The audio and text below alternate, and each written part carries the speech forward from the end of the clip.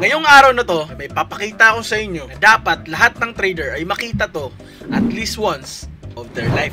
See, this is not just another trading video. Kasi sa tong kwentong pag-iingat tungkol sa greed, risk, at consequence. Sa video na to, ipapakita ko sa inyo kung paano ko nawala ang lahat.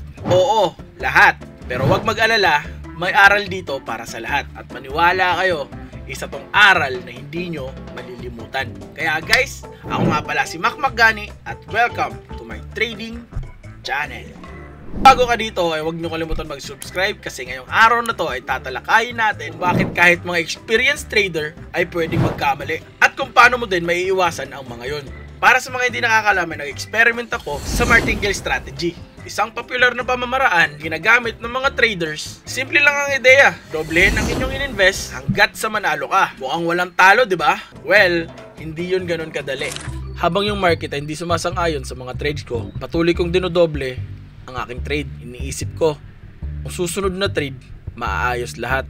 Pero sa halip, ang bawat pagkatalo ay nagdagdag pa hanggang boom! Naabot ko ang pinakamataas na leverage na pinapayagan sa account.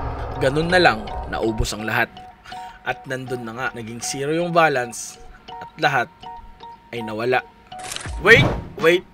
Bago kayo magsimulang magpanik, gusto ko lang i-clarify sa iyo ang isang bagay. Kasi, ang lahat ng yun ay demo account lang. Oo, demo account. Pero seryoso, ano nga bang nangyari? Bakit nawala ang lahat? Sige, i-breakdown natin ha. At ito ang tatlong mahalagang aral mula sa epic na pagkakatalo natin kanina. Point 1. Inflated risks are deadly.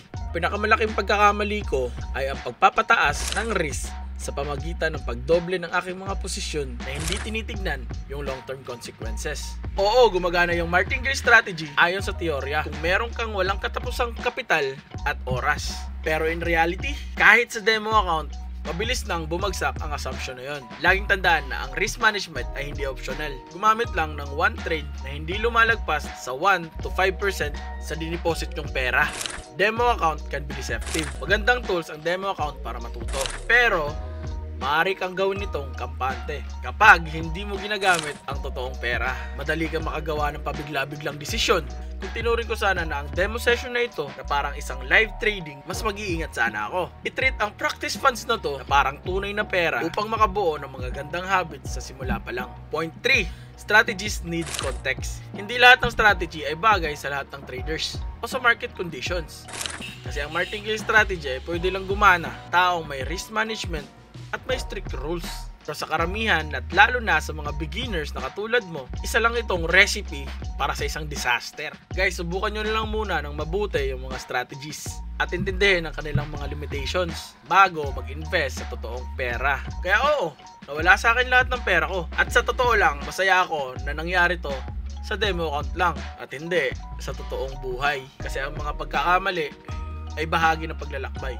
Kasi ang mga pagkakamali ay bahagi ng paglalakbay. Mga aral na natutunan ko ngayon ay nagpapaalala sa akin kung gaano kahalaga ang disiplina at pasensya sa trading. Subscribe! Link in the description!